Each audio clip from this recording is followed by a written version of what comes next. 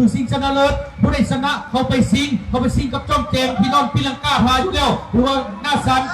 อยู่เบื้องขวาแต่ที่แห้งแซงนี่ได้หรือว่าหรือที่แห้งแซงใกล้ได้หรือว่าหรือว่าจะเป็นสีมงคลอยู่ในเสื้อสีมะกอยซุกแต่ที่แห้งแซงนี้พันพวงที่หนึ่งมาแล้วเขาพวงที่สอง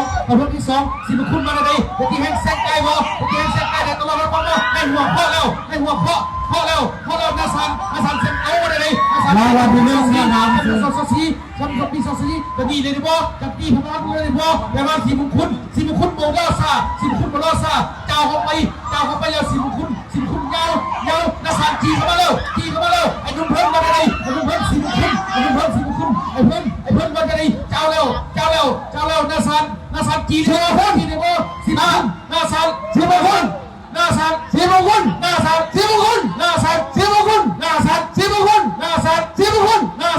เข้าเส้นชัย